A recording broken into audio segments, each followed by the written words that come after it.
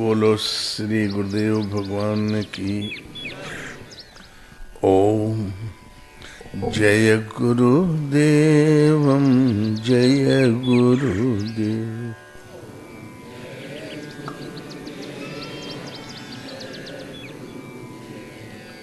सोए पावन सोए शुभग शरीरा,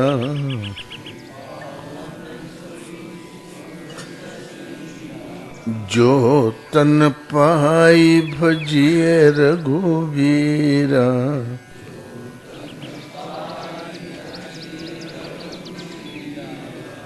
बोलो श्री राम जय जय राम।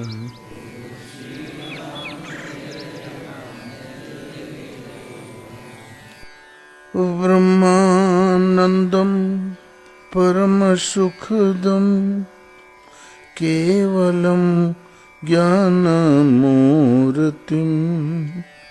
द्वन्द्वातीतं गगनसदृशं तत्त्वमस्यादि लक्ष्यम् एकं नित्यं विमलमचलं सर्वधी साक्षीभूतं भावातीतं त्रिगुणरहितं सद्गुरुं त्वं नमामि, सद्गुरुं त्वं नमामि। बोलो श्री गुरुदेव भगवान की जय। एक गीता का सरल सा प्रश्न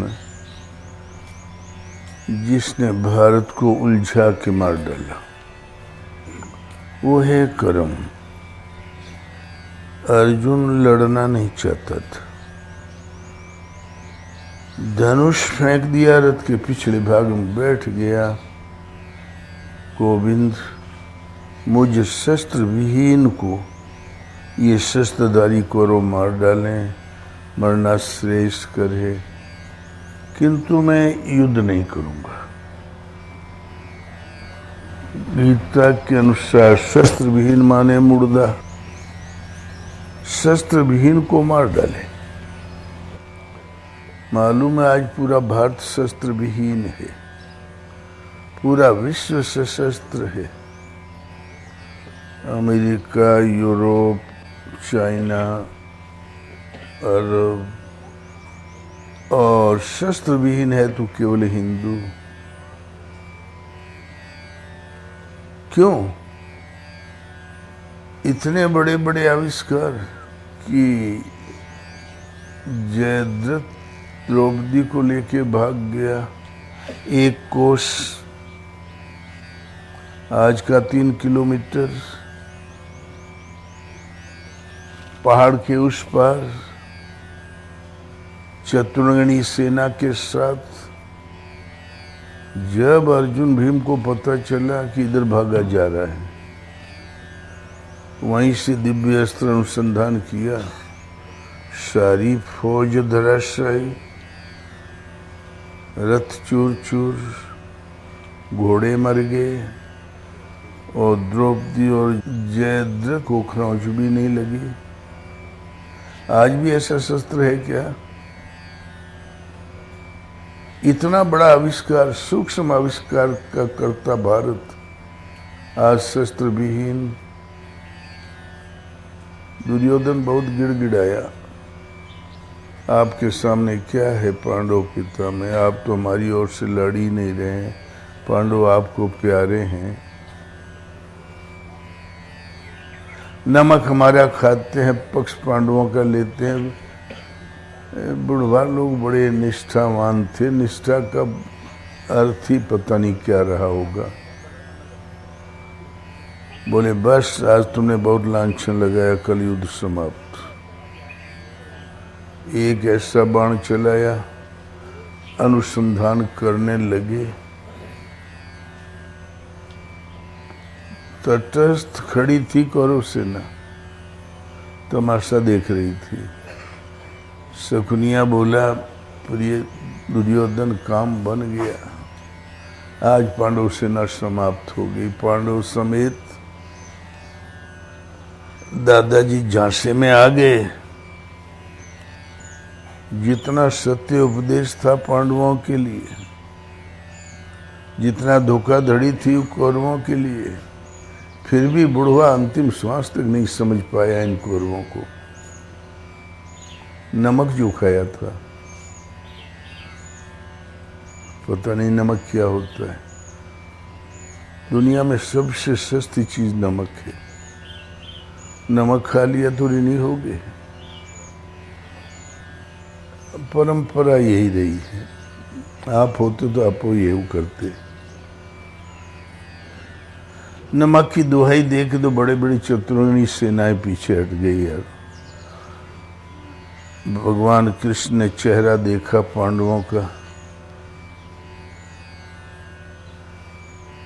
तब सोचा ही तो गए काम से। बोले, ये श्वेत पोष कौन खड़े हैं सामने? बोले, पूज्य पिता मैं भीष्म। इनसे कोई दुश्मनी है तुम लोगों को? बोले, कभी नहीं है। इनकी गोद में पल के हम इतने बड़े हुए हैं। इन्होंने समय समय पर हमारी रक्षा की है। ये तो परमादरणीय है। आदर करो, फिर कैसा झगड़ा? भगवान कैसे आदर होगा? बोले, शस्त्र जमीन पर रख दो, हाथ जोड़ लो, पीठ दिखा दो। पूरी फौज घूम गई। दिव्यास्त्र चला। उसका ये नियम था, जो मुकाबला करे उसे मारे। वहां मुकाबला करने वाला कोई नहीं था। दिव्यास्त्र जी घूम घाम के भीम की ओर रुख हुआ। अब युधिष्ठिर, अर्जुन बोले, भीम पीठ दिखा दे।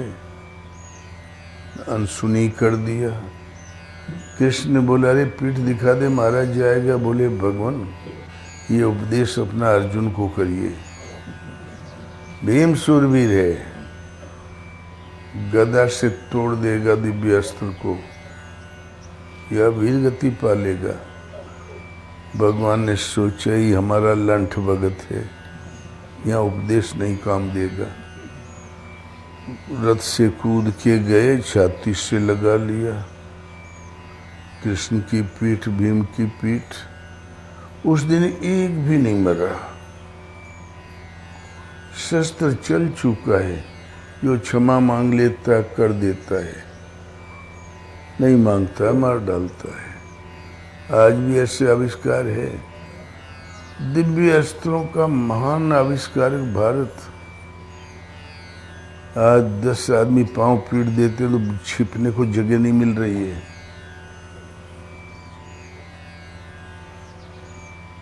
इस शस्त्र विहीन आपको किसने किया? आपकी सनातन धर्म ने किया। एक गीता के श्लोक की गलत व्याख्या ने कर दिया कि चातुर्वर्ण्यम मया सृष्टम, 4 वर्ण भगवान ने बनाए हैं। योगेश्वर भगवान श्री कृष्ण ने 4 वर्ण बनाया है, ब्राह्मण, क्षत्रिय, वैश्य, शूद्र।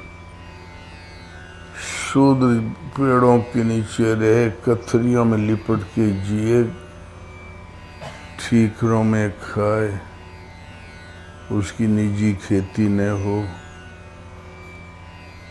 सबकी सेवा करे, और शूद्र की छाया पड़ जाए तो बाकी जातियां वस्त्र समेत स्नान करे। शूद्र कुएं पे न चढ़े, कुछ जलाशय ऐसे थे उसमें न जाए। शूद्र मानते नीच, भगवान ने बना दिया। वैश्य गाय चरावे, खेती करे, उद्योग करे। शूद्र के भगवान भूत भवानी, दूत पंगड़ा जो भी हो, भूत भवानी, बन देवी, हमने देखा है, हम शूद्रों में ही जिए हैं काफ़ी समय तक, सती अनुसुईया आश्रम में। एक विशेष पर्व पर बड़ी जोरों से पूजा होती है।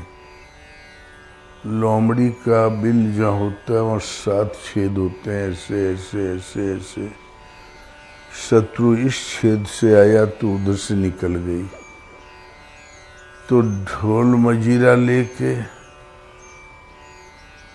नगड़िया उसका नाम है, और 2500 लोग इकट्ठे हो जाएंगे, 50 हो जाएंगे, बहुत बजाएंगे। और लोखड़ी के बिल से निकली भवानी, लप लप डबरी खाइयो माँ। इस धुन को 50 बार दोहराएंगे, लोमड़ी घबरा के भागेगी, बोले हाँ देवी खुश हो गई। 50% होता है शूद्र, सब मिलाकर। उनका देवता तो ये रहा, वैश्य का लक्ष्मी जी, क्षत्रिय दुर्गा की पूजा करें, और जितनी स्टेट उतने प्रकार की दुर्गा। ब्राह्मण सरस्वती की पूजा करें, विद्या देगी। आज सरस्वती मंदिरों में, पाठशालाओं में ताले लग गए, काई लग गई। सरस्वती पूजा हम करें, आशीर्वाद विदेशों में दे रही है। आज कोई ब्राह्मण बालक संस्कृत नहीं पढ़ रहा है, सब समुद्र पार इंग्लिश मीडियम से पढ़ रहे हैं। हम काशी के पास रहते हैं, काशी में हैं।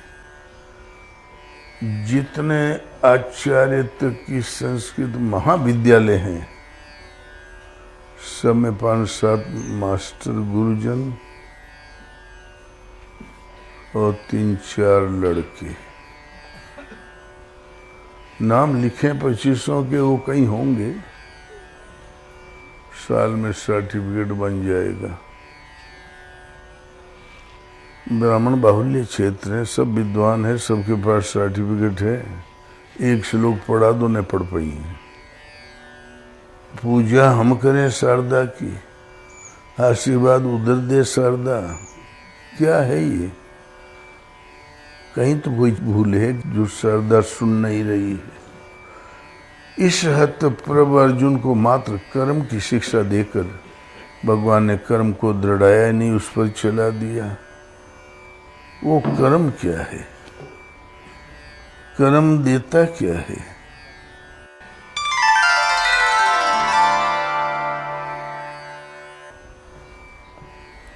भगवान कृष्ण कहते हैं,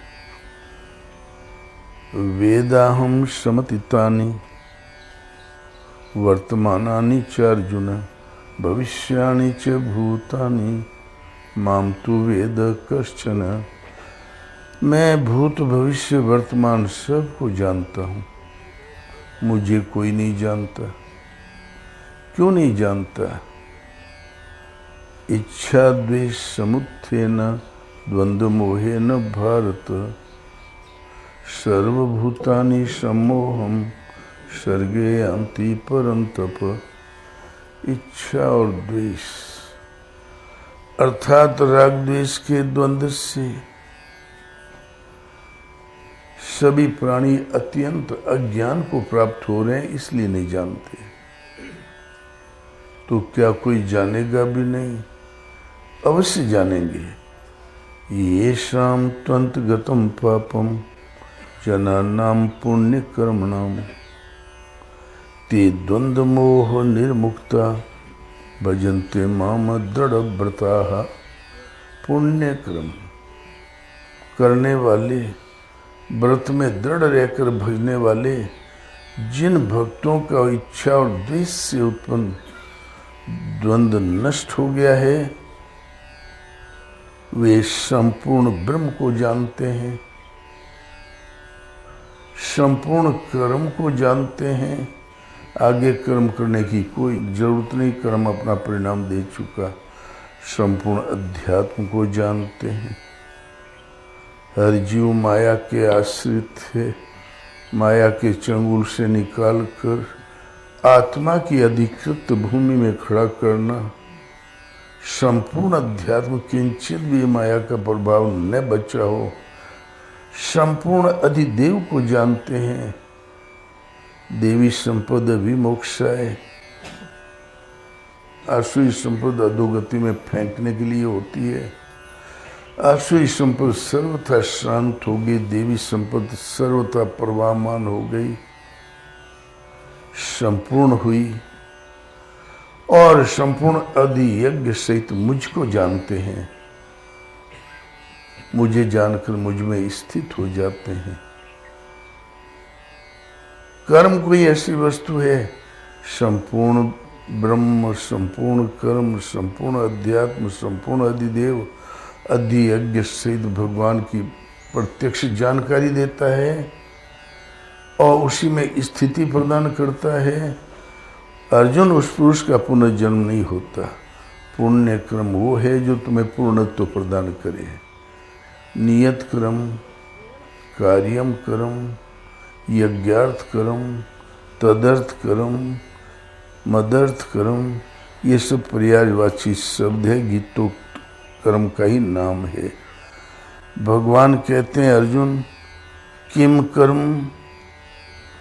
कर्मेति कवियो पितृ मोहिता तत्ते कर्म प्रवक्ष्यामि यज्ञ ज्ञात्वा मोक्ष से शुभात्। कर्म क्या है, अकर्म क्या है, इस विषय में बड़े बड़े विवेकी लोग मोहित। वो कर्म का रहस्य मैं भली प्रकार बताऊंगा, जिससे जानकर तू अशुभ अर्थात संसार बंधन से भली प्रकार मुक्त हो जाएगा। कर्म, गीतोक्त कर्म कोई ऐसी वस्तु है जो संसार बंधन से भली प्रकार मुक्ति प्रदान करता है। ये हरवाही करने से होगा, ठीकरों में खाने से होगा और दुकानदारी से हुआ है आज तक। आगे कहते हैं, ऐसा ते भी हिता सांख्ये बुद्धि योगे ते माम शृणु बुद्धिया युक्तो यया पार्थ कर्म बंधम प्रहास्यसि। अर्जुन, ये बुद्धि तेरे लिए ज्ञान योग के विषय में कही गई। कौन सी? कि युद्ध कर, लाभ हानि जय पराजय को समझकर, अपने बलाबल को समझकर, हानि लाभ को समझते हुए कर्म में प्रवृत्त होना ज्ञान योग है। जानकारी रखते हुए प्रवृत्त होना ज्ञान योग कहलाता है। इसी को निष्काम कर्म योग के विषय में सुन, जिससे युक्त हुआ तू यज्ञ ज्ञात्वा मोक्ष से शुभात्। अशुभ अर्थात संसार बंधन से भली प्रकार मुक्त हो जाएगा। कर्म कोई ऐसी वस्तु जो संसार बंधन से मोक्ष देता है। दूसरी विशेषता क्या है कर्म में? कि नेहा भी कर्म नाशोस्ति प्रत्यवायो न विद्यते स्वल्पम अपश्य धर्मस्य त्रायते महतो भयात। अर्जुन, इस निष्काम कर्म योग में आरंभ का नाश नहीं। शुरू भर कर दो, 10 दिन बाद मौत हो जाएगी। 10 दिन पहले गीता समझ में आ गई, हमने शुरू भर कर दिया। एक परमात्मा के प्रति श्रद्धा स्थिर हो गई, ओम जपते बन गया, बीजारोपण तो हो गया, आरंभ हो गया। आरंभ का नाश नहीं। अगले जन्म में जहाँ साधन छूटा है उसके बुद्धि संयोग को प्राप्त कर लेता है। फिर साधना यथावत मोक्ष पर्यंत चलती रहती है। माया में कोई वज्रापात नहीं नष्ट कर दे। सीमित फल रूपी दोष नहीं। इस तरह उठता जाएगा तो रिद्धियां सिद्धियां हैं, स्वर्ग भी से गुजरेगा। स्वर्ग कोई उपलब्धि नहीं है, तो बीच में आने वाला पड़ाव है। सीमित फल रूपी दोष नहीं, वो भरमाया नहीं जा सकता। क्योंकि भगवान के आश्रित होकर लगना निष्काम कर्म योग कहलाता है। तो भगवान की गोद में हमें तो कहाँ से भटका देगी माया। इसलिए स्वल्पम अपस्य धर्मस्य त्रायते महतो भयात। अर्जुन, इस धर्म का समर्पण के साथ कर्म को करना निष्काम कर्म है। इस कर्म रूपी धर्म का स्वल्प अभ्यास महान जन्म मृत्यु के भय से उद्धार करने वाला होता है। धर्म बदलता ही नहीं, धर्म अपरिवर्तनशील है। इन बच्चों ने शुरू भर कर लिया तो मोक्ष होना ही होना है। ये आपका जीवन बीमा है, कोई नहीं बांट सकता। खाना खाया धर्मनश, पानी पिया धर्मनश, मुर्गा खा लिया धर्मनश, नदी पार धर्मनश। कल वो शिवाजी वाली एक सीडी लगी रही। शिवाजी के वंश से जो चला वो कैद था किसी मुसलमान के यहाँ। तो एक भट्ट बहुत योग्य आदमी थे, वो चला गया जहाँ कैद थे वहाँ अंदर। देख के लौटते समय जाल बिछा हुआ था, फंस गए। बादशाह ने कहा, बोलो तलवार से मरना चाहते हो या तोप से या पहाड़ से गिर के? बहुत बुद्धिमान था। बोले, मैं तलवार से मरना चाहता हूँ, तोप से मरना चाहता हूँ, पहाड़ से मत गिराना, बड़ा डर लग रहा है। कांपे लगा। बोले, इसको पहाड़ से गिरा दो। वो रास्ता निकाल लिया, पहाड़ के करीब गया तो बोले, अब क्या पकड़े, अब तो मरना ही है ना, दूर दूर खड़े हो जाओ। पहाड़ का निरीक्षण किया, कूद गया जिस रास्ते में पेड़ पौधे थे। इस पेड़ को पकड़ा, उसको पकड़ा, उसको पकड़ा, नीचे गिर गया और भाग। कोल बिल मिल गया, उन्होंने उपचार कर दिया, घरे चला आया। और जब घरे आया तो उसकी औरत को पकड़ के 25 पंडित मोटे मोटे बोले, इसको पकड़ के विधवा बनाओ, सनातन धर्म है ही। हम तो कल आप देखना चाहो देख लेना भैया। हम तो बोले जय भगवान की, ये गीतोक्त सनातन धर्म। तो फिर बाद में उसको जबरदस्ती पकड़ के औरतों ने धर्म का पालन किया, पकड़ा और आग लपट उठ रही थी, चेला जल रहे थे, पकड़ो इसको। बहुत देवी ऐसन माई, पकड़ो जल्दी इसके बाल। और पंडितन के लालच रहा, वो जेवर पहने रही है। बड़े आदमी की औरत ने ना, वो जेवर पंडितों को मिलना था।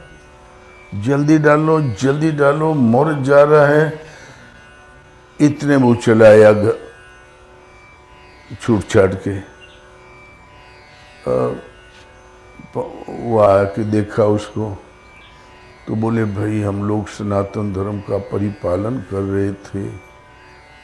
वो कुछ बोला ही नहीं, भागे वहां से सब के सब। तो भैया पंडितन के कपारे सनातन धर्म पढ़ा रहा, हम करी का, हम होते तो हम वह करते तो कल नई चीज देखने को मिल गई हमको। अब तुम मर जाओगे ना, मरने जाओ, छिप जाओ, तो बहुत तुरे औरत की खैरियत नहीं है। छत्रपति शिवाजी की तीसरी पीढ़ी में, अरे एक सीडी कोनो लाके पटक दिया, हम वही में उलझे हैं 3 दिन से। थोड़ी देर खोलते हैं, फिर विचार करते हैं। कल तो हमार खटिया खड़ी कर दिया सर। ये सब माइयों को पकड़ के मार डालते लोग। आज यदि वो प्रथा चालू हो जाए, आपको स्वीकार है? नहीं है। ये प्रथाएं आती है और जाती हैं।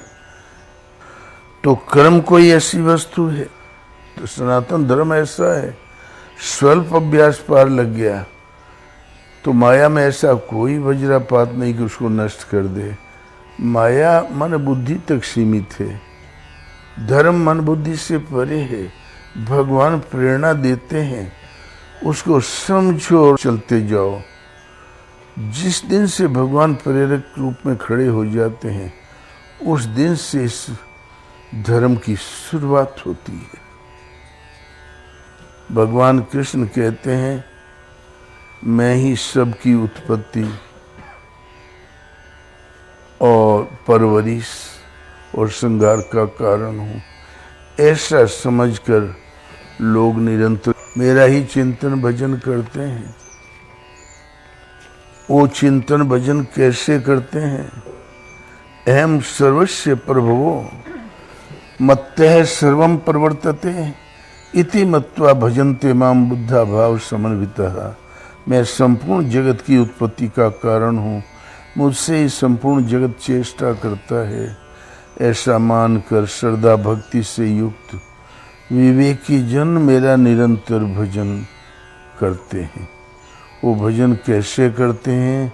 मुझ में ही निरंतर चित्त को लगाने वाले, मुझ में ही प्राणों को लगाने वाले, सदैव मेरी चर्चा करते हुए, मेरी प्रक्रियाओं का परस्पर बोध कराते हुए तथा सब प्रकार से निरंतर मुझ में ही रमण करते हैं।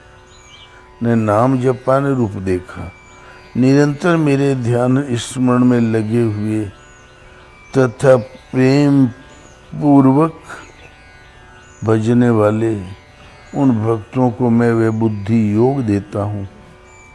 योग में प्रवेश वाली बुद्धि मैं देता हूँ, जिससे वो मुझे प्राप्त होते हैं। भला योग में प्रवेश वाली बुद्धि आप कैसे देते हैं? तेषाम एवानुकंपार्थम अहम अज्ञान जम तमः नाश्यामात्म भावस्थो ज्ञान दीपेन भास्वतः। उनके ऊपर पूर्ण अनुग्रह करने के लिए मैं उनके आत्मा से अभिन्न खड़ा होकर अज्ञान से उत्पन्न हुए अंधकार को ज्ञान रूपी दीपक के द्वारा प्रकाशित कर नष्ट करता हूँ। भजन एक जागृति है, वो सदगुरु के द्वारा होती है। वस्तुतः किसी महापुरुष द्वारा जब तक वह परमात्मा आपके आत्मा से ही जागृत होकर पल पल पर संचालन नहीं करता, रोकथाम नहीं करता, इस प्रकृति के द्वंद्व से निकालते हुए स्वयं आगे नहीं ले जाते, तब तक वास्तविक यथार्थ भजन आरंभ ही नहीं हुआ। भजन एक जागृति है। सारे वेद पुराण पढ़ डालो, कुछ नहीं, वहाँ का वहाँ बैठा है।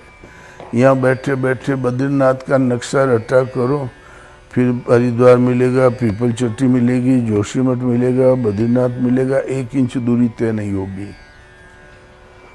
आगे कहते हैं अर्जुन, इस निष्काम कर्म योग में निश्चयात्मक क्रिया एक, नियतम कुरु कर्म त्वम, नियत कर्म एक, कर्म ज्यायो ह्य कर्मणः शरीर यात्रा पीछते न प्रसिद्धियेद अकर्मणः।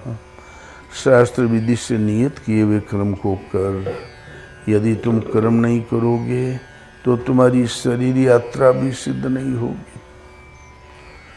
पूरे करीब 14,500 टीकाएं तो 5 साल पहले गिनी गई थी, अब पता नहीं कितनी है। लाखों विद्वान, क्या आप शरीर हैं? वर्षांसी जीर्णानि यथा विहाय, इस शरीर से उस शरीर की यात्रा। अर्जुन पुराना वस्त्र पहन के आत्मा जैसे नवीन वस्त्र धारण कर लेती है, ऐसे ही भूतादिकों का स्वामी ये जीवात्मा जिस शरीर रूपी वस्त्र को त्यागती, त्याग कर नवीन वस्त्र धारण कर लेती है। शरीर केवल वस्त्र परिवर्तन है। यदि एक तन और लेना पड़ा, एक पड़ाव तक की यात्रा बाकी, अंतिम संस्कार का मिट जाना, शरीर निर्माण के कारण का मिट जाना एक साथ घटित होता है। शरीर यात्रा पूर्ण। जब संस्कार है ही नहीं तो मन में उद्वेग कहाँ से पैदा हो? उस टाइम मन का धरातल एकदम शून्य होता है। तो ज्योतिर्मय परमात्मा प्रसारित हो जाते हैं। उस ज्योतिर्मय परमात्मा के स्वरूप में ये आत्मा परमात्मा स्वरूप में विलीन हो जाती है। जानो तुम्हें तुम्हें हो जाए। युद्ध पूर्ण हुआ, अंतिम विजय हो गई। ये अंतःकरण की लड़ाई है। उस समय ईश्वरीय विभूति सब आ जाती है। जो स्वरूप को पा जाता हो शिव स्वरूप में स्थित है, प्रकृति की सीमाओं से अतीत जो असीम तत्व है। हमें उससे मतलब नहीं। हम इतना कहना चाहते हैं, नियत कर्म को कर, अन्यथा शरीर यात्रा भी पूर्ण नहीं होगी। ये नियत कर्म क्या है?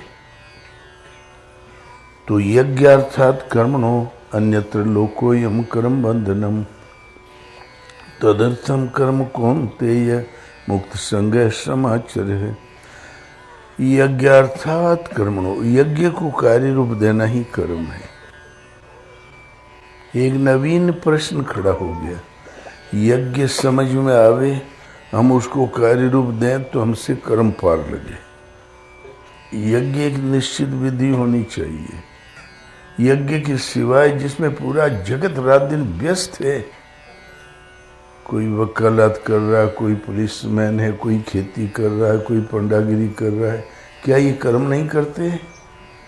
बोले अन्यत्र जो कुछ भी है दुनिया में जिसमें सारा जगत रात दिन व्यस्त है, इसी लोक का एक बंधन कर्म है। इसलिए संग दोष से अलग रहकर भली प्रकार आचरण कर। तो अध्याय 3 में यज्ञ ने बताकर भगवान ने बताया यज्ञ आया कहाँ से, यज्ञ देता क्या है। 4 में विधिवत बताया कि यज्ञ करें कैसे। विधाता ने यज्ञ सहित प्रजा को रचकर कहा, इसके द्वारा तुम देवताओं की उन्नति करो, देवता तुम्हारी उन्नति करें, परस्पर उन्नति करते हुए परम श्रेय को प्राप्त हो जाओ। मतलब हृदय में देवी संपद को बलवती बनाओ। पुरुष 2 प्रकार का है। जब देवी संपद कार्य करती है तो देवताओं जैसा, आसुरी संपद कार्य करती है तो असुरों जैसा। देवी संपद विमोक्षा है, परम कल्याण के लिए है देवी संपद। तू शोक मत कर अर्जुन, तू देवी संपद को प्राप्त हुआ है, तू मुझे प्राप्त होगा, मेरे अविनाशी से स्वरूप को प्राप्त हो जाओगे। और आसुरी संपद अधोगति और नीच योनियों में भटकाने के लिए होती है। सच पूछो तो प्राणियों के स्वभाव 2 प्रकार के होते हैं, देवताओं जैसे, असुरों जैसे। एक आपका सगा भाई असुर, दूसरा देवता हो सकता है। देवी संपद को बलवती करना ही देवता पूजा। जो जो देवी संपद बलवती होगी वो तुम्हारा बल है। क्रमशः उत्कर्ष करते करते जहाँ परमदेव परमात्मा का स्पर्श किया तो देवी संपद अंतिम परमदेव परमात्मा का देवत्व अर्जित करके उसी में विलय हो जाएगी। वो भी मुक्त, तुम भी मुक्त। तेरे दत्तान, वो ही एक देने वाला है। देवी संपद का उत्कर्ष किए बिना कोई कहता मैं पा गया हूं, वो निश्चय चोर है। अनंत काल से जितने महापुरुष हुए इसी विधि से चलकर प्राप्त किया। जनक इत्यादि में हम करते ही रहेंगे, कभी छुटकारा भी मिलेगा। अर्जुन, इस यज्ञ के परिणाम में आत्मा विदित है, आत्म तृप्त है, आत्म स्थित है। उस पुरुष के लिए किंचित भी प्राप्त होने योग्य वस्तु अप्राप्त नहीं है। अब कर्म करने से लाभ है, न छोड़ने से कोई क्षति। करेगा भी तो जवाब कौन देगा जब आगे कोई सत्ता है ही नहीं। ऐसे महापुरुष पीछे वालों की हित की इच्छा से भली प्रकार कर्म में बरतते हैं। क्यों? कि महापुरुष जो प्रमाण कर जाता है पीछे की पीढ़ियाँ उसी का अनुसरण किया करती है। यदि न करें तो समाज भ्रष्ट हो जाएगी, वर्ण संकर हो जाएगी। इनसे समानता करते हुए भगवान ने अपना भी परिचय दिया। अर्जुन, मुझे भी प्राप्त होने की किंचित भी वस्तु अप्राप्त नहीं है, फिर भी मैं पीछे वालों की हित की इच्छा से भली प्रकार कर्म में बरतता हूँ। न बरतूं तो सारी प्रजा का हनन करने वाला बनूं, मारने वाला बनूं, और मेरे बर्ताव के अनुसार समाज बरतने लग जाएगी, समाज नष्ट हो जाएगी, समाज वर्ण संकर हो जाएगी। इस आत्मा का शुद्ध वर्ण है परमात्मा। परमात्मा से भटक जाएगी तो वर्ण संकर, प्रकृति के में मिश्रित हो जाना वर्ण संकर, और आत्मपद की ओर अग्रसर होना, अपने शुद्ध आकृति शुद्ध वर्ण की ओर उन्मुख रहना, अपने वर्ण में चलना होता है। गीता का वर्ण संकर यही है।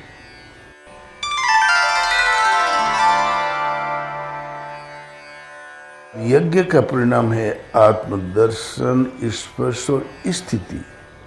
जिन्हें मिल गया उसके लिए किंचित भी प्राप्त होने योग्य वस्तु अप्राप्त नहीं है। भ्रांति ने इतना जन्म लिया कि रुद्री यज्ञ, अश्वमेध यज्ञ, तो ये विश्व शांति यज्ञ, वृषभ यज्ञ, गोमेध यज्ञ, भौतिक द्रव्यों से सिद्ध होने वाला यज्ञ अत्यंत अल्प है।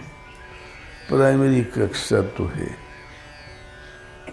अध्याय 4 में विधिवत यज्ञ का स्वरूप बताया।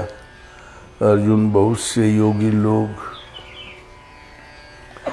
दैवमेवा परे यज्ञम योगिनः पर्युपासते, हृदय में देवी संपत्ति को अर्जित करते हैं। वही देवी संपत्ति जो परमदेव परमात्मा पर्यंत दूरी तय करे, एक ब्रह्म में निष्ठ होते हैं। ब्रह्माग्नाओ परे यज्ञम,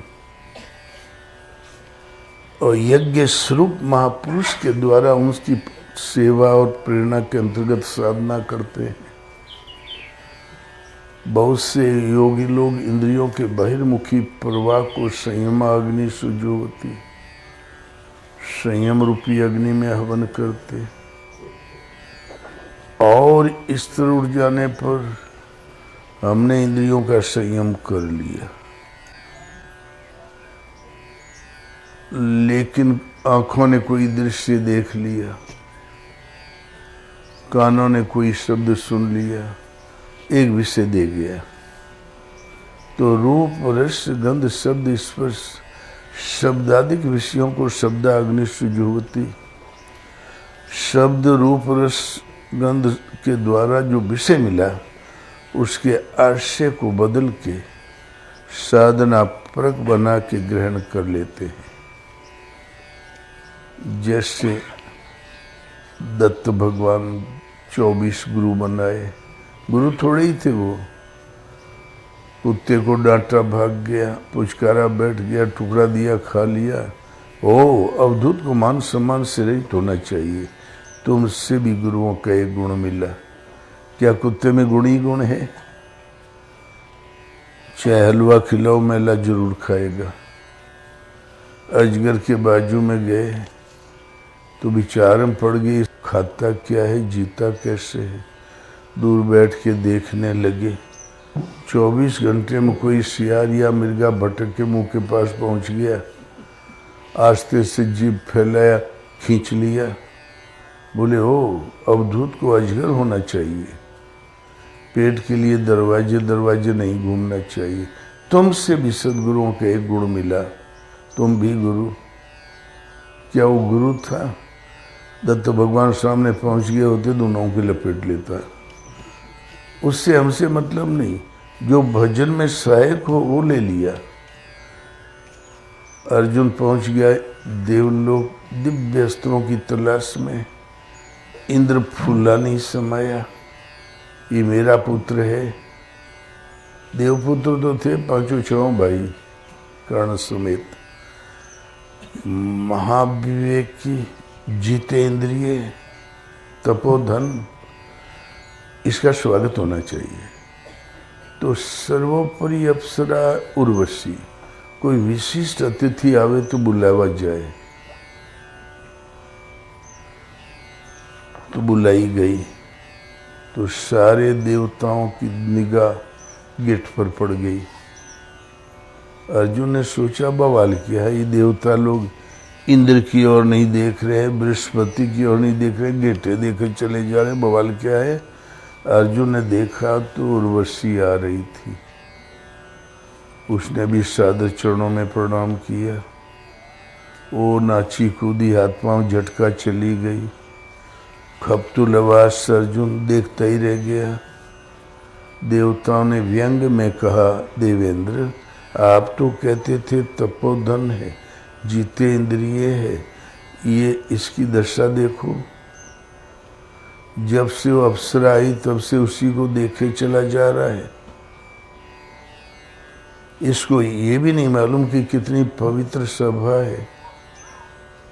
आप कहते हो तपोधन है।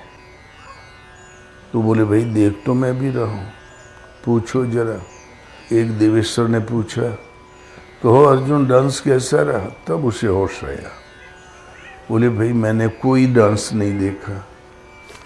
तुम देख क्या रहे थे? 12 वर्ष हो गया माता कुंती से बिछुड़े। हम सोचे कि शरीर त्याग के देवलोक चली आई, यहाँ की मर्यादा के अनुसार यही ड्यूटी मिल गई होगी, लोगों का मनोरंजन करो। मैं माता जी के पावन चरणों का दर्शन कर रहा था। बड़ी सभा है, बोल तो सका नहीं, सभा की मर्यादा भंग हो जाती, क्षमा करें देवेश्वरों, मैं बोल नहीं सका, पूछ नहीं सका। देवता लोग बहुत खुश हुए। वास्तव में जितेंद्रिय है, संयमी पुरुष है। उर्वशी जल बुताई। सब जितने इलाहाबाद के देवता लोग ये तो नाक रगड़ थे हमारे चरणों में। और इस तपोधन को देखो, कहते मम्मी आ गई, इसको धूल नहीं चटा दिया तो मेरा नाम उर्वशी नहीं। पीछे पड़ गई। इधर इंद्र ने कहा, अर्जुन सब दिव्य अस्त्र तुमको आ गए, केवल एक बाकी। बोले वो क्या भगवान? बोले वो गांधर्व अस्त्र, डांस। बोले एक सूरवीर डांस लेके क्या करेगा? बोले ये भी एक अस्त्र है, तुम्हारे काम आएगा। तो बोले अस्त्र है तो मैं जरूर हासिल करूंगा, बाकी हम लोग ताता दिन्ना से हमसे क्या लेना देना, अस्त्र है तो मैं जरूर प्राप्त करूंगा। तो सर्वोपरि वो गांधर्व राज था चित्ररथ, वो लगा समझाने। उसको तो चिंता लगी थी कब भाइयों से मिलूं। वो थोड़ा सा बता, उससे आगे वो अर्जुन सीख ले। उसकी तो धुन लगी थी पहुंचने की। सन सन सन उर्वशी से दुगना लोच था अर्जुन के हाथ पांव में हिलाने में। नाच होता क्या, हाथ पांव जो हिला ले वही डांसर यार। अब वो उर्वशियों बाजू में आके नाचने लगी, लेकिन अर्जुन के शरीर में जो लोच था अर्जुन उर्वशी उसके बराबर नहीं पहुंच पा रही थी। अर्जुन ने देखा ही नहीं कि बाजू में और भी कोई नाच रही, उसकी तो सीधी दृष्टि उसकी ताल पर थी, चित्ररथ की। बोले अर्जुन जो हम सालों में सिखाते तुमने 3 ही महीने में सीख लिया, आज शिक्षा पूर्ण हुई। जहाँ विदा होने लगा तो उर्वशी प्रणाम किया अर्जुन को। बोले मैं जन्म भर आपके मृतलोक में रहूंगी, ब्याह कर लो। तब अर्जुन की निगाह पड़ी, एक पुत्र जो सेवा कर सकता है सब करने को तैयार हूँ। बहुत कोशिश किया, देखा ही बस में होने वाला नहीं। तब श्राप दे दिया, जाओ पुत्र हो तो पुत्री बने रहो, नपुंसक हो जाओ। इंद्र देख रहा था दूर से। बोले तुम्हारी परीक्षा में कोई पास हो गया उसने कोई अपराध तो नहीं किया, श्राप क्यों दिया?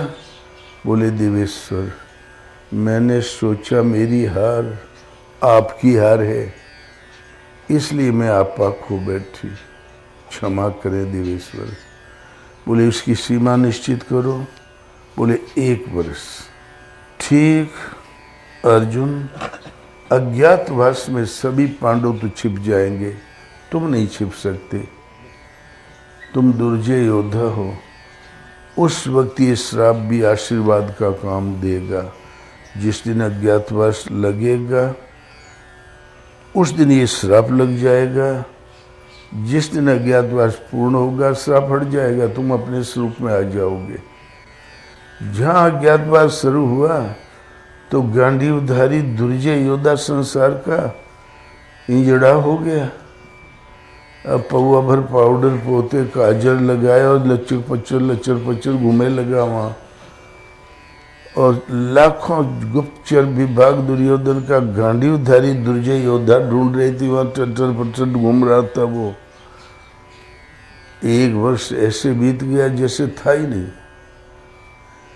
हरि भक्तन के पास ने आवे भूत प्रेत पाखंड जादू टोना ने श्राप ने आशीर्वाद। जब भगवान का वरद हस्ते तो आशीर्वाद छोटकों का जरूरत है कहाँ हमें? फर्नीचर कंपनी के आशीर्वाद उनके पास है ही क्या जो दे देंगे? जब भगवान के वरदस्त के नीचे देवता कौन सा आशीर्वाद दे देंगे? उनके पास है क्या जो दे देंगे? राजा प्रसन्नम गजभूमि दानम, योगी प्रसन्नम वैकुंठ दानम, और बनिया प्रसन्नम कौड़ी छदामम, और बेसिया प्रसन्नम मलमूत्र दानम। तो उनके पास है क्या जो दे दे? जो भगवान का बरदस्त है। तो श्राप भी आशीर्वाद, और आशीर्वाद की जरूरत ही नहीं। जो पे कृपा रघुपति कृपालु की, वैर और के कहाँ सरे, होई न बाको बार भगत को, जो कोई कोटि उपाय करे। तो बहुत से योगी लोग इंद्रियों के बहिर्मुखी प्रवाह को संयम रूपी अग्नि में हवन करते हैं। बहुत से शब्दादिक विषयों को शब्दाग्नि से जो होती है उसके शब्द के आशय को बदल के साधना फर्क बना के ग्रहण कर लेते हैं। वो विषय उत्तेजक भावना बदल गई, साधना में सहायक भावना हृदय में प्रवाहमान हो गई और स्तर उठ गया। तो सर्वानी इंद्रिय कर्माणी प्राण कर्माणी चापरे, आत्म संयम योगा अग्नो जुवती ज्ञान दीपिते। संपूर्ण इंद्रियों की चेष्टाओं को इंद्रिय कर्माणी प्राण कर्माणी, इंद्रिय कर्म करती है, प्राण कर्म करते हैं। बाहर इंद्रियां कर्म करती है, अंतर भीतर प्राण मन बुद्धि चित्त और अहंकार, इनके व्यापार को प्राणों का व्यापार कहते हैं। इंद्रिय कर्माणी प्राण कर्माणी, दोनों के कर्मों को आत्मा में संयम रूप, पहले हमारा संयम था काम में, क्रोध में, लोभ में, मोह में, पता नहीं कहाँ कहाँ, उससे हटाकर आत्मा में संयम रूप ज्ञान से प्रकाशित योगा अग्नि में हवन करते हैं। ज्ञान तो ये माइक है, ये डायरी है, ये पीकदान है, वो घड़ी है, ये तो हमने नाम धरे हैं, ये तो जनरल नॉलेज है। भगवान जो अपरुषी वाणी से कहते क्या है, चाहते क्या है, और भगवान हृदय से जो प्रेरणा करके बताते हैं उसका नाम ज्ञान है। जैसा कहे वैसा समझो, चलते जाओ। ज्ञान से प्रकाशित योगा अग्नि में हवन करते हैं। योग कहते हैं मिलन को। जैसे जैसे कहे वैसे ही चिंतन में लगते जाओ, डूबते जाओ। और इस तरह उठ गया, बहुत से योगी लोग श्वास को प्रश्वास में हवन करते हैं। श्वास आई तो ओम, प्रश्वास को श्वास में गई तो ओम। यही भजन सबने किया है।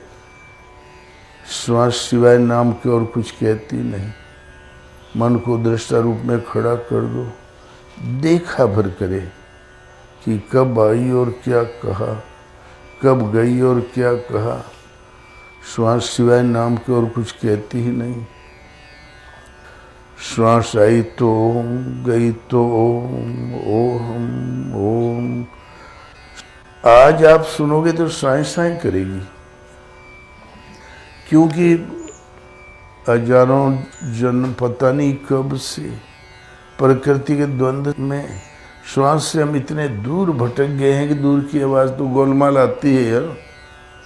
इसलिए श्वास के करीब पहुंचने के लिए पहले माला से जपो, फिर वेखरी से जपो। राम राम राम ओम ओम व्यक्त होता है इसलिए वेखरी, फिर मध्यमा, मध्यमा ने धीमे धीमे आहिस्ते आहिस्ते।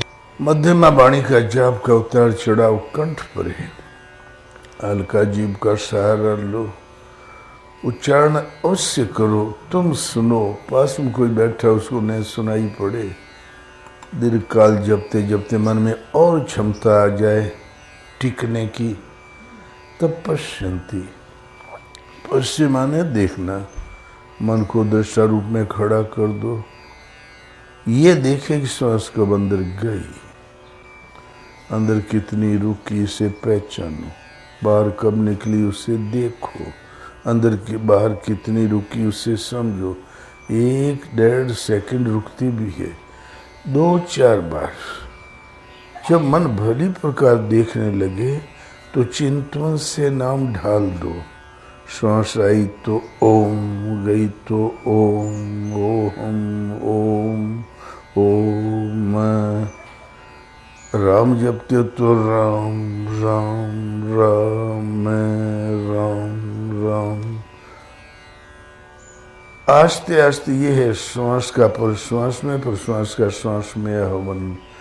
श्वास एकदम बांस की तरह खड़ी हो जाए, न भला उद्वेग उठे भीतर से न बुरा, न बाह्य वायुमंडल के संकल्प अंदर प्रवेश कर पावे।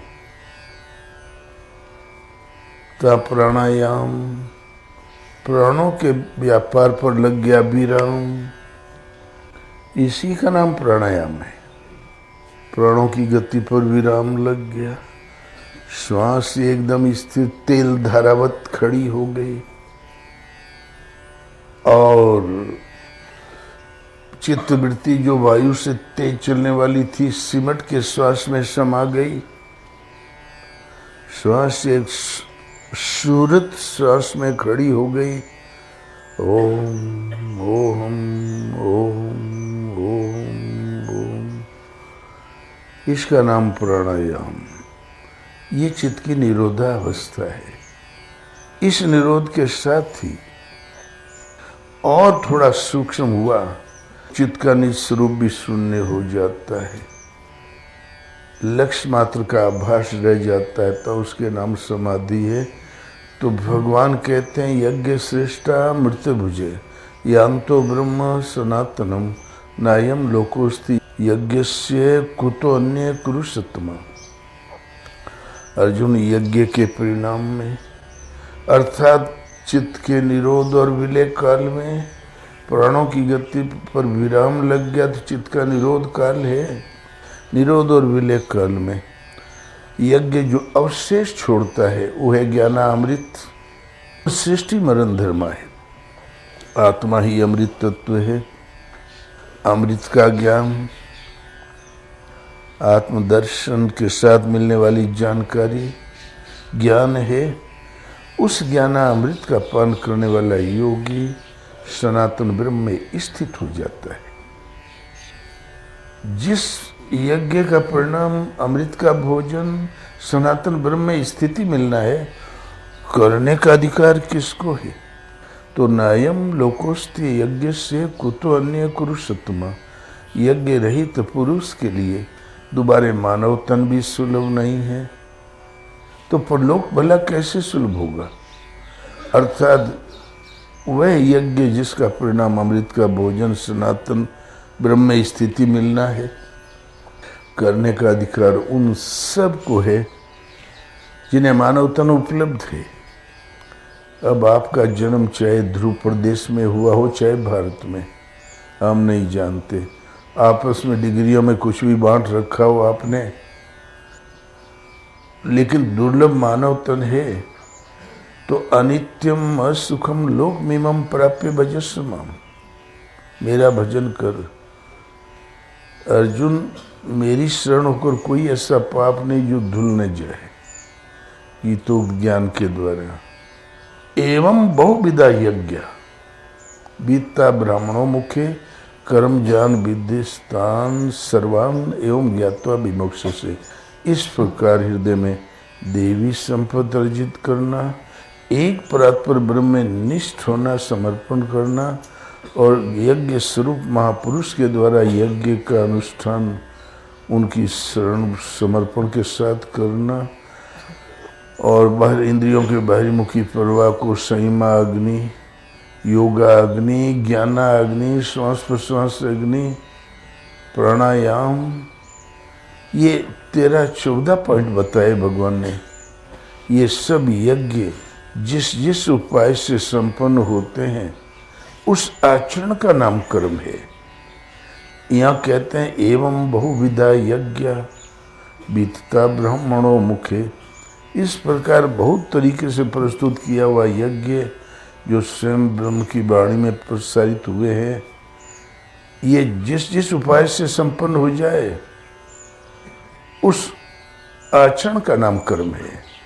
एवं बहुविधा यज्ञ बीतता ब्राह्मणों मुखे कर्म जान विद्यस्ताम सर्वान।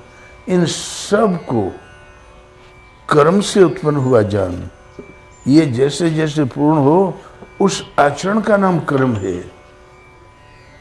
एवं ज्ञात्वा भी मोक्ष से, इस प्रकार करके तुम भवबंधन से मुक्त हो जाओगे।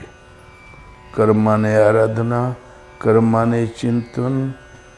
और फिर आगे कहते हैं इस गीतोक्त कर्म को हम समझें कैसे, तो 4 भाषा के विद्वान से पूछ ले, आचार्य से पूछ ले, नहीं तद विधि प्रणिपाते न परिप्रश्नेन सेविया उपदेशन्ति ते ज्ञानम ज्ञानिनस् तत्वदर्शिनः। किसी तत्वदर्शी महापुरुष के पास जाकर निष्कपट भाव से सेवा, निष्कपट भाव से प्रश्न करके तुम इस ज्ञान को प्राप्त करो जिसमें अमृत का भोजन सनातन ब्रह्म में स्थिति मिलना है। और जो यज्ञ की पूर्ति में मोक्ष प्राप्त होता है, ये विधि वे तत्व के ज्ञाता महापुरुष तुम्हें उस ज्ञान का उपदेश करेंगे। उनसे जान लेने के पश्चात तुम्हें कभी संदेह नहीं होगा। उन्होंने कह दिया, तुमने सुन लिया तो आ जाएगा, तो कहते हैं फिर उसके अनुसार आचरण करना पड़ेगा। नहीं ज्ञानेन सदृशम पवित्र विद्यते तत्स्वयं योग संसिद्ध कालेन आत्मनि बिंदति। ज्ञान के समान पवित्र करने वाला निसंदेह कुछ भी नहीं, उसको तत्स्वयं तू खुद योग के आरंभ नहीं, मध्य में नहीं, परिपक्व अवस्था काल में अपने हृदय देश में विदित कर लोगे। ज्ञान एक प्रत्यक्ष दर्शन और सबके लिए सुलभ है।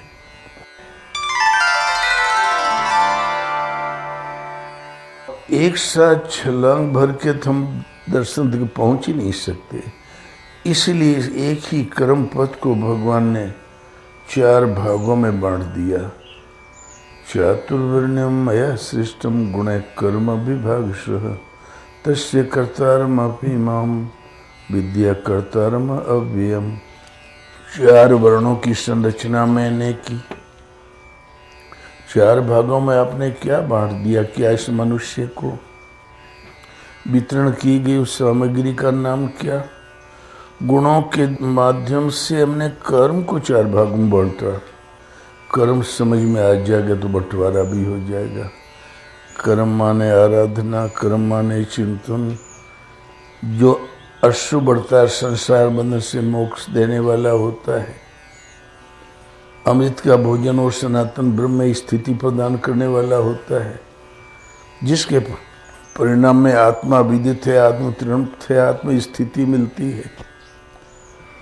तत्व दर्शन और स्वरूपस्थ संपूर्ण कर्म, संपूर्ण अधिदेव, संपूर्ण अधियज्ञ सहित मेरी जानकारी मिलती है।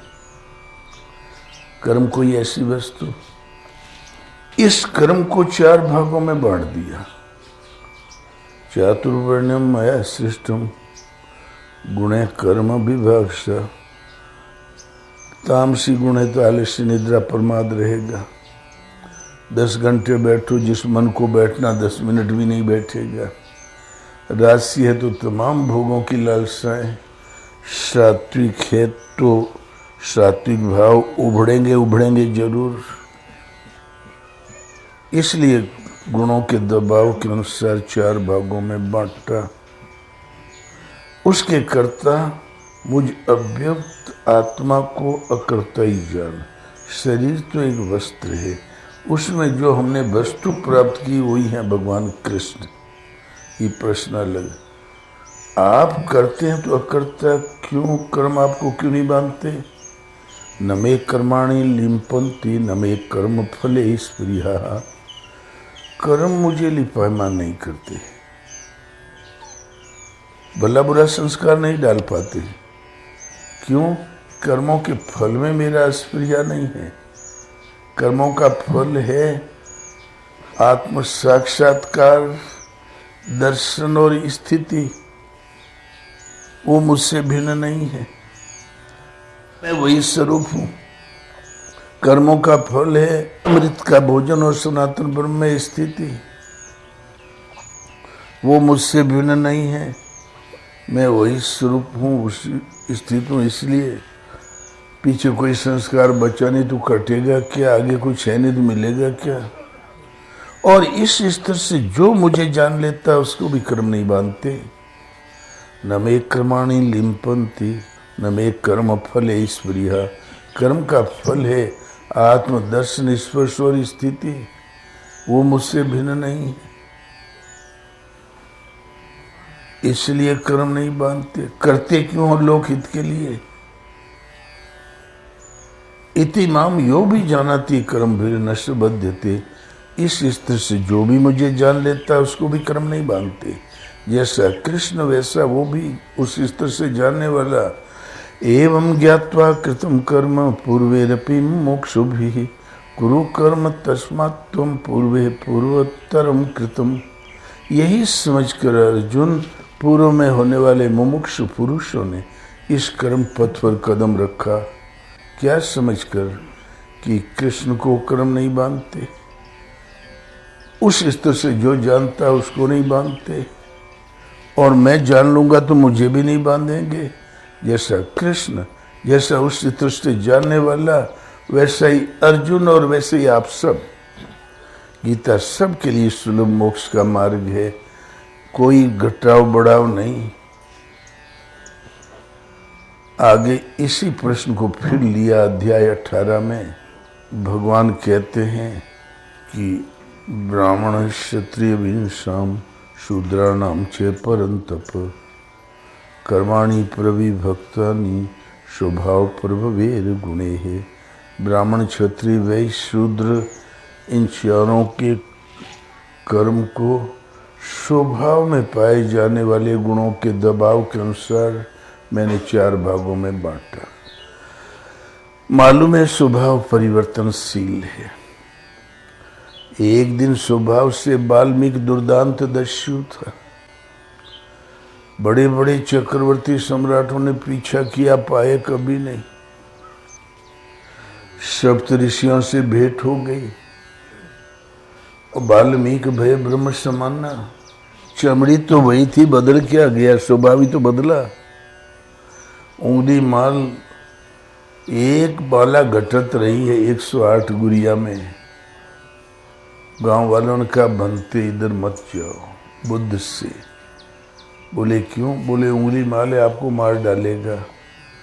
गांव त्रस्त है तो बुद्ध भिक्षा नहीं किया, उधर ही चल दिए उंगली माल की ओर। मिला तड़कता हुआ शिष्य बन गया। इसी शरीर से वो दुर्दांत दस्यु लुटेरा कतली अरिहंत हो गया। जो पद बुद्ध को प्राप्त था वही पद प्राप्त कर लिया। क्या बदल गया था? स्वभाव ही तो बदला। स्वभाव मन की आदत का नाम है। स्वभाव में पाए जाने वाले कर्म करने की क्षमता के अनुसार 4 भागों में बांटा। वो बहुत हल्का है तो परिचर्यात्मकम सेवा करो। थोड़ा उन्नत हो गया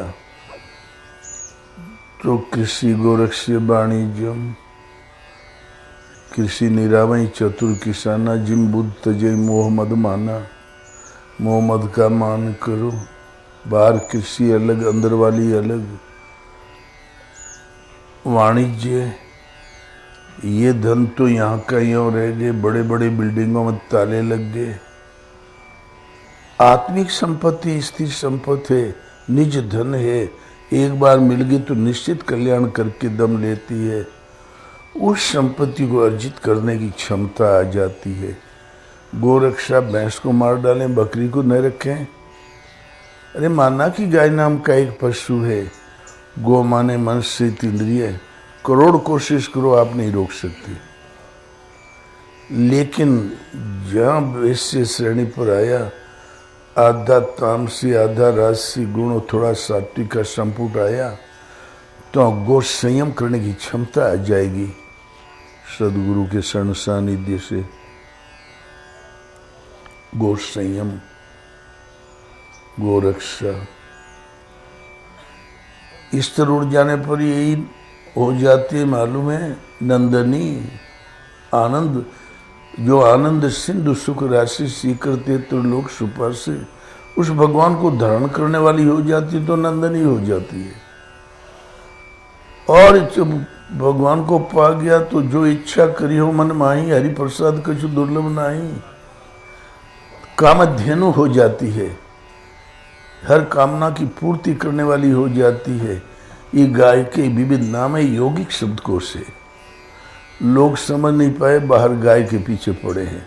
न बड़धा हर जोते, न गाय दूध दे, और धर्म धर्म करके पीछे पड़ गए।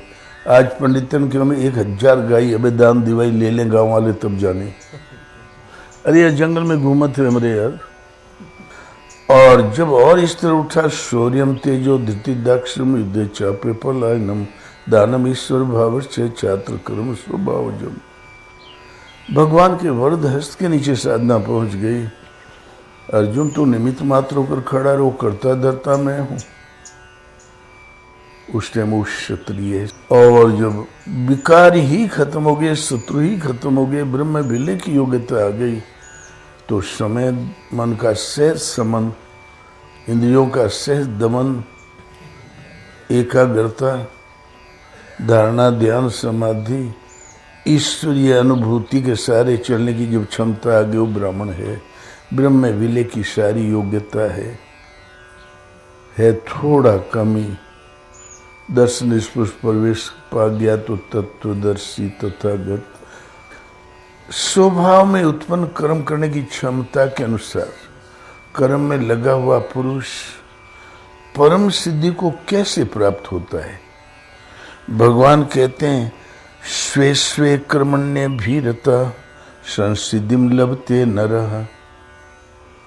स्वकर्म निरतः सिद्धिम यथा बिंदति तत्शृणु। स्वभाव से उत्पन्न कर्म करने की क्षमता के अनुसार कर्म में लगा हुआ पुरुष जिस विधि से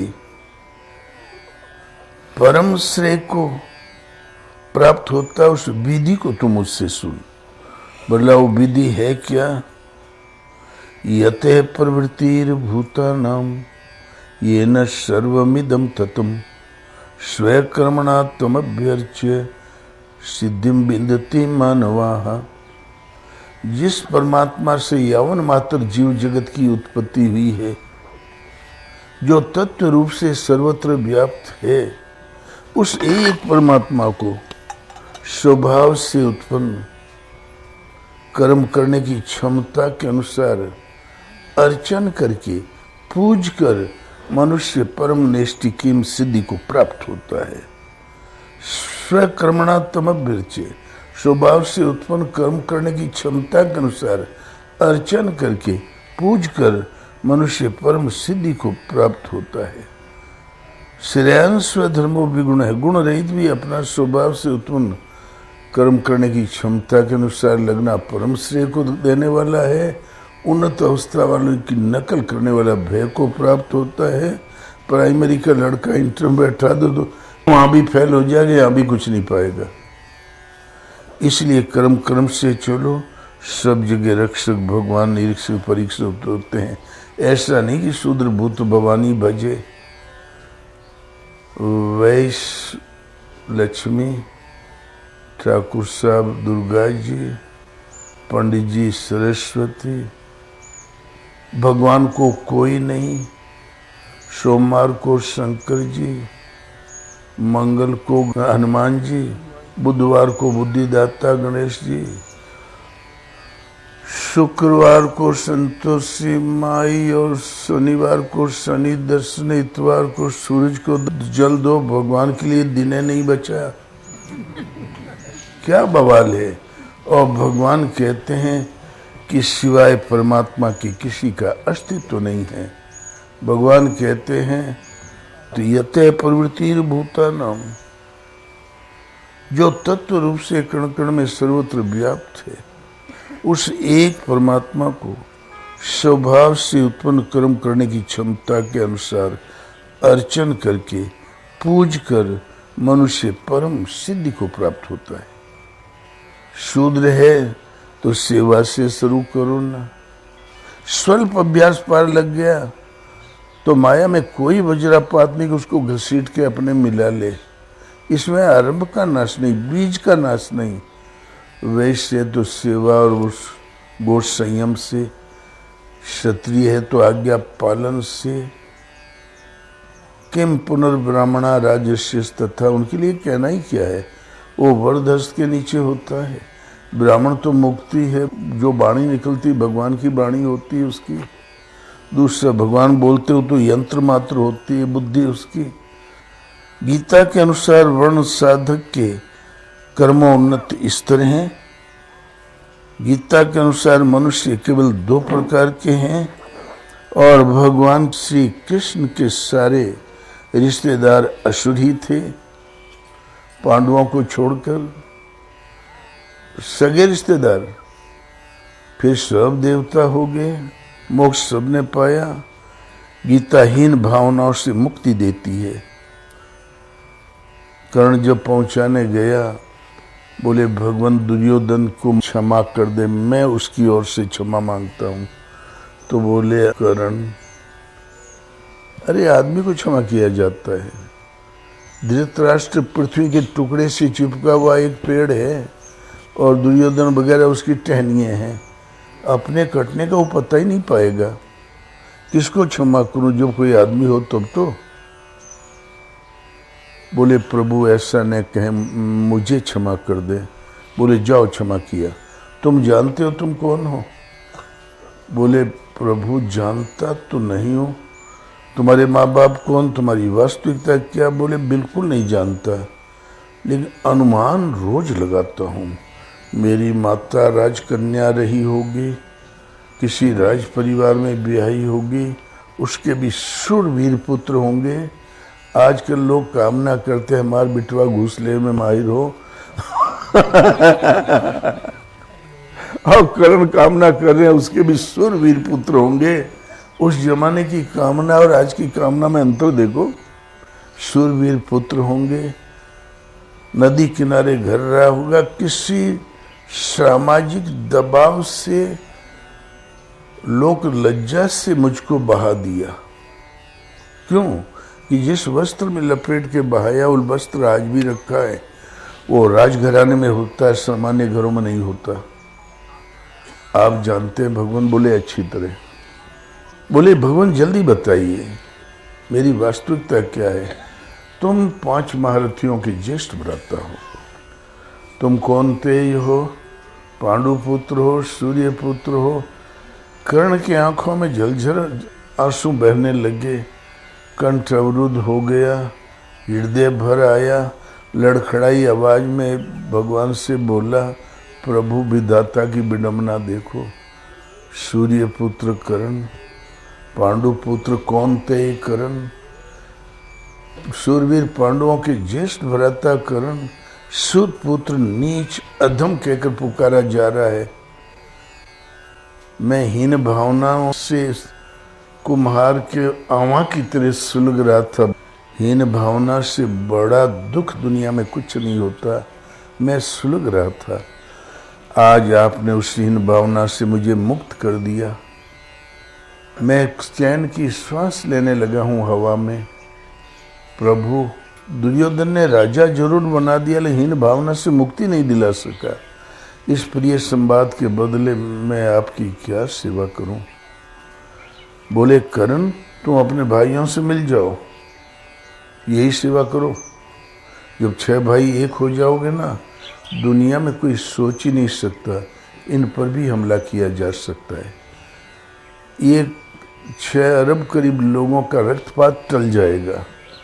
तुम महाराजा धीराज होगे, महान धर्मात्मा युधिष्ठिर युवराज होंगे, महान पराक्रमी अर्जुन और भीम तुम्हारे बॉडीगार्ड होंगे, और विनयी नकुल सहदेव तुम्हारे सेवक होंगे। तब बड़ी लंबी श्वास खींचा और बोला, प्रभु, मैं दुर्योधन का ऋणी हूँ, ऋण से बंधा हूँ। युद्ध तो उधरी से करूँगा, लेकिन अपने सगे भाइयों को अब कैसे मार पाऊंगा? अब तो जी चाहता मैं मारा जाऊं और मेरा प्रिय अनुज अर्जुन जिए। जन्म भर की प्रतिज्ञा थी, दुर्योधन युद्ध की व्यवस्था कर दो, अर्जुन को मरा समझो। उसी कर्ण ने अपनी प्रतिज्ञा एक पल में त्याग दिया और भ्रातृत्व स्नेह में बंध गया। हीन भावना से बड़ा दोष कुछ नहीं।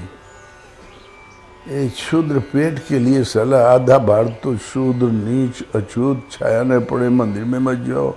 अरे रोटी बांट लेते तो अच्छा था, भगवानों के बांट लिया, मुक्ति के मार्ग में वैन लगा दिया, या हम तो रोक ही दिया, भगवान कहीं सुनवाई न कर ले। लेकिन हम गारंटी के साथ कहते हैं, सृष्टि के आरंभ से कोई जितने महात्मा हुए हैं, हमें तो सब अछूते दिखाई देते हैं यार। प्रथम वशिष्ठ मुनि उर्वशी से जन्म लीनो, केवट की कन्या से जन्म लीनो व्यास है। दासी के नारद, रेणुका के परशुराम, वाल्मीकि कोल की महिमा अगाध है। अंडा के बिहंडा सुखदेव भी ख्यात है। एक नयन भंग जन, शुक्राचार्य त्यागे जात। सारे दरबार में दुस्साध ही दिखाते हैं। उनकी वाल्मीकि रामायण तो ले लिया, महर्षि ब्रह्म ऋषि की घोषणा कर दिया, और जिस वंश में जन्मे उनको अछूत। अभी एक रामपुर, एक आपका जिला है यहाँ पर यूपी में, वहाँ वाल्मीकियों को मुसलमान बनाया जा रहा था। हम फरीदाबाद में थे, खबर मिली है, बोले गीता बांट दे यार। तो पांडे जी आपके गोंडा में हैं, आपके रिश्तेदारों में हैं, उन्होंने वहाँ के भाई बंधु वहाँ पर सर्विस कर रहे हैं, उन्होंने ले जा के बांट दिया। वंश प्रमाण पत्र 1, भजन किसका करें 2, हिंदू आर्य सनातन हिंदू परिभाषा 3, और गीता और भी 2-3। बोले हम कभी नहीं होंगे, हम गलत थे ही नहीं। किसी ने कीचड़ उछाल दिया तो हम रद्दी हो गए, रुक गए वो लोग। अभी यहाँ पर एक सभा निकली, क्षत्रिय सभा, और महाराणा प्रताप का झंडा दिखाया, तो हरिजनों ने वो अम्बेडकर का एक नाम का भीम सेना बना लिया, और ब्राह्मणों ने परशुराम सेना बना लिया, और एक और कोई है वो शिव सेना बना लिया, एकलव्य सेना बना लिया, और कुर्मियों ने पता नहीं कौन सेना बना लिया। ये हिंदुओं की मौत 50 साल से ज़्यादा नहीं है जीने के लिए। इसी घपला का नाम तो हिंदू है और किसी के पास धर्म नहीं है। ये जितने सेना वाले हैं ना, ये आपस में लड़ने के लिए है। शस्त्र किसी के पास नहीं है, शास्त्र किसी के पास नहीं है। और भगवान जिसके पास हम बता दें, भुइया रानी, भूत भवानी, गड़बड़ा देवी, हम जिस किले में रहते हैं ना, उसकी देवी है गड़बड़ा देवी। और जब पहाड़ पे गए कुल्लू मनाली, वहाँ के महाराजा साहब आते जाते हैं, उनकी देवी है हिडम्बा देवी। हम बोले वो कैसे? बोले घटोत्कच कच की मम्मी। बोले हमारे पूर्वज पहाड़ चढ़ रहे थे तो एक माई बुढ़िया दिखाई पड़ी, तो हमारे पूर्वज ने कहा अरे माई तुम कैसे चढ़ेगी, चल बैठ पीठ पर। तो हमारे पूर्वज लेके चले, आधा पहाड़ चढ़ गए। बोले बेटा तू थक गया, ले मैं तुम्हें ले चलती हूँ। बोले आप इस उम्र में कैसे ले जाएंगे? बोले बैठ। हिडम्बाई तो थी घटोत्कच की माई राक्षसी, लेके चली चोटी पे खड़ा करके। बोले जो दिखाई दे रहा है ना, नजर फसार देख, चारों तरफ देखा। बोली तुम्हारा राज, मैं हूँ हिडम्बा। अब वहाँ हिडम्बा की पूजा हो रही है। हिडम्बा देवी, शाक्या देवी, और हवाई अड्डा है ना हमारे वहाँ बनारस में, बाबा सिंह जी के वहाँ पास वाली देवी नक्कटी देवी। और भगवान का पुजारी सच कहते हैं यहाँ पर कोई नहीं है। और भगवान कहते हैं अनन्य चेता सततम यो माम स्मृति नित्य सह तस्याहम सुलभ पार्थ नित्य युक्त से योगिना। अनन्य भाव से मुझे भजता है, उसके लिए अर्जुन मैं सुलभ हूँ। सिवाय मेरे किसी देवी देवता उन्हें भजते हुए केवल मुझे भजता, उसके लिए मैं सुलभ हूँ। आपके सुलभ होने से हमें क्या फायदा? माम उपेत्य पुनर्जन्म दुखालयम अशाश्वतम नाप्नुवन्ति महात्मान संसिद्धिम परमाम गताः। मुझे प्राप्त होकर दुखों की खान क्षण भंगुर पुनर्जन्म को नहीं प्राप्त होती। ये पुनर्जन्म की श्रृंखला में, पुनर्जन्म की परंपरा में, पुनर्जन्म की सीमा में आता कौन कौन है? आ ब्रह्म भुवना लोका पुनरावर्ती नोर्जुन मामुपेत्य तु कौन्तेय पुनर्जन्म न विद्यते। सृष्टि का रचयिता विधाता और उससे उत्पन्न यावन मात्र जीव जगत, द्वितीय अदिति की संतान है, देव दानव मानव सब पुनरावृत्ति स्वभाव वाले हैं, पुनः पुनः जन्मने मरने वाले हैं। मेरा भक्त कभी नष्ट नहीं होता। अर्जुन, भजन एक परमात्मा का। तो राम नाम छाड़ जो भरोसो करे और रे, तुलसी परोसो त्यागी मांगे कूर कौर रे। आखिर हम कहते हैं एक प्रश्न नहीं है धर्म के विषय में जो संदेह करके छोड़ा जा सके। हम संस्कृत के विद्वान नहीं हैं, लेकिन तोरे पाठशाला से ज़्यादा जाने थे। बोलो श्री गुरुदेव भगवान की जय।